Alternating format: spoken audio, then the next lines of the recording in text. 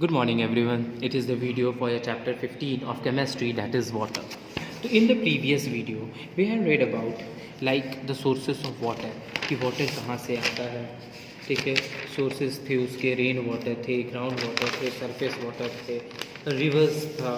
तो ये सब से वाटर मूव करता था, सोर्सेज था.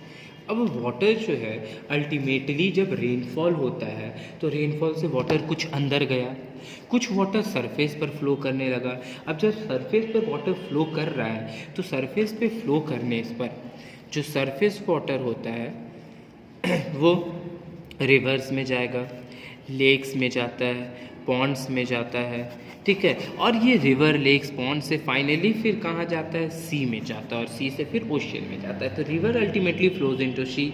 अब जब सी में जाता है तो दे ऐड, सी में जाने साथ ही सॉल्ट्स डिजॉल्व हो जाता है. ठीक है, and the sea water contains large amount of dissolve salt and this is why sea water is unfit. और इसी चलते सी वाटर को, सिंस सॉल्ट डिजॉल्व हो गया, मिनरल डिजॉल्व हो गया, तो इस चलते बोला जाता है कि हमारा जो सी वाटर है वो अनफिट है हमारे ड्रिंकिंग के लिए, वॉशिंग के लिए, कुकिंग के लिए.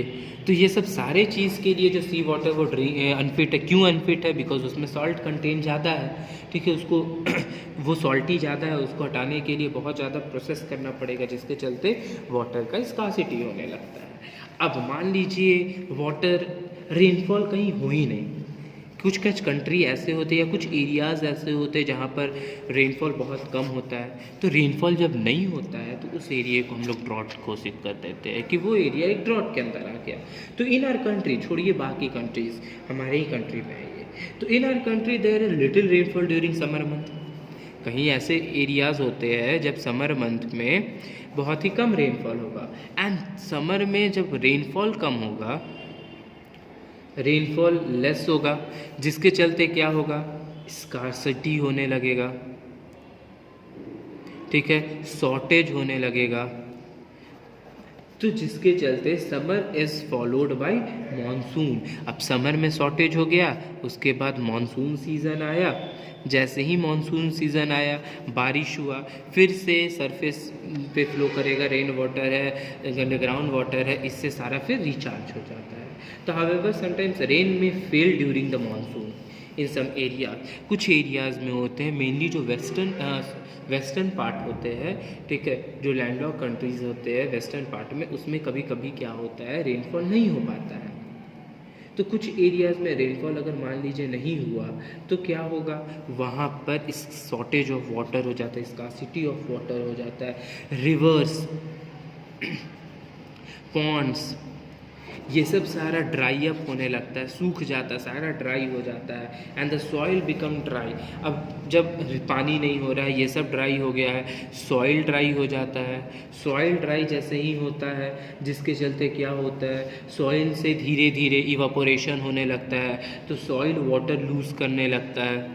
Soil loose water by evaporation process के कारण, धूप गर्मी के कारण ख़त्म हो जाता है. अब ट्रांसपीरेशन, प्लांट्स से, जो प्लांट्स होते हैं उसमें ट्रांसपीरेशन प्रोसेस ज़्यादा होने लगता है. पता चला कि पानी मिल नहीं रहा है प्लांट को, ट्रांसपीरेशन ज़्यादा हो रहा है. तो जिसके चलते जो क्रॉप्स है ना वो प्रॉपरली ग्रो नहीं कर पाते हैं. अब क्रॉप्स प्रॉपरली ग्रो नहीं कर रहे हैं तो उस कंडीशन को बोला जाता है ड्रॉट.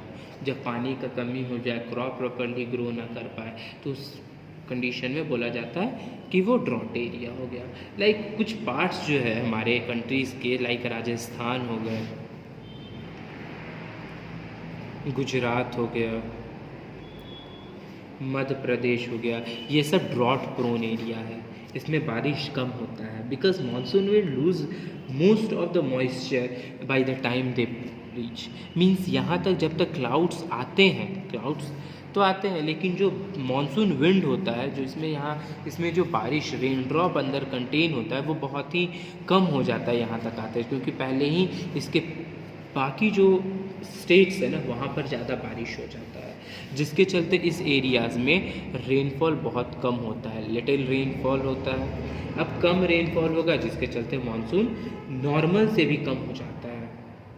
ठीक है, अब shortage of water during drought effect all of us, सबको होगा ये इफेक्ट. कैसे? क्रॉप्स ड्राई कर जाएंगे, ठीक है, फार्मर्स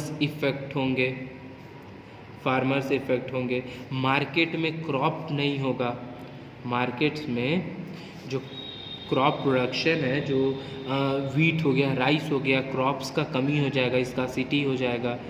अब स्कार्सिटी होने के कारण मार्केट में प्राइस हाइक हो जाएगा, ठीक है, there will be hike in the price. अब ज़्यादा महंगा बिकेगा, जिसके कारण बहुत कम लोग लेने लगेंगे। जहाँ 10 kgs यूज़ होता था वहाँ 4-5 kg यूज़ होने लगेगा। तो कहीं ना कहीं वो हम लोग को भी इफ़ेक्ट करता है। तो as the land is dry the fertile top soil wind blow away by winds. तो अब जो लैंड है, ठीक है, वो पूरा सूख गया है, तो विंड ब्लो करेगा तो क्या होगा, जो टॉप लेयर है ना, जो टॉप सॉइल है ना, वो सारा उड़ जाएगा एक जगह से दूसरी जगह, ब्लो हो जाएगा। अब जब ब्लो हो जाएगा तो उसको बोलेंगे हम लोग सॉइल इरोजन, ठीक है, सॉइल इरोजन हो जाएगा and it further increases the farmer. अब ये उसके बाद जो नेक्स्ट सीज़न आएगा क्रॉपिंग का, फार्मर सोचेंगे कि उसमें अब हम क्रॉप ग्रो करेंगे, क्रॉप प्रोडक्शन करेंगे, तो जिसके चलते अब सॉइल में फर्टिलिटी ख़त्म हो जाता है, सॉइल इरोजन हो गया, जिसके चलते फर्टिलिटी ख़त्म हो गया और फार्मर्स को प्रॉब्लम होने लगा, ग्रेन्स का शॉर्टेज होने लगेगा, फ्रूट का शॉर्टेज होने लगेगा, वेजिटेबल्स का शॉर्टेज होने लगेगा, क्योंकि क्रॉप प्रोडक्शन हो ही नहीं कर रहा है, फर्टिलिटी ख़त्म हो गया, सॉइल इरोजन हो चुका है, टॉप सॉइल बचा ही नहीं, पानी है ही नहीं, तो जिसके चलते शॉर्टेज होने लगेगा फ्रूट्स का, वेजिटेबल्स का, ठीक है, ग्रेन्स का। अब इस सब शॉर्टेज होने लगेगा, लाइफ स्टॉक एनिमल्स अच्छे से नहीं रह पाएंगे, ठीक है, उन लोग को फॉडर नहीं मिल पाएगा, खाना नहीं मिल पाएगा, पानी नहीं मिल पाएगा, एनिमल्स को फॉडर जो भूसा होता है वो सब नहीं मिल पाएगा, एंड जिसके चलते मिल्किंग ख़त्म हो जाएगा, मीट ख़त्म हो जाएगा। तो कहीं ना कहीं अगर बारिश नहीं हुआ, जिसके चलते क्रॉप फेलियर होगा, एनिमल ह्यूमन लाइफ सर्वाइवल ख़त्म होने लगेगा, क्योंकि एनिमल्स जब नहीं रहेंगे, प्लांट नहीं रहेगा, तो वेजिटेरियन लोग नहीं रह पाएंगे। अगर मान लीजिए नॉन वेजिटेरियन है तो एनिमल्स नहीं रह पाएगा, एनिमल्स जो डियर ये सब है या गोट ये सब है, हैन ये सब है, वो सब ग्रेन्स खाते हैं, वो सब का कमी हो जाएगा। काऊ फॉडर खाता है, काऊ से मिल्क नहीं मिल पाएगा, तो कहीं ना कहीं एक पूरे ह्यूमन लाइफ जो है उसको इफेक्ट करेगा। And if the monsoon fails for several years in a row it can leads to drought.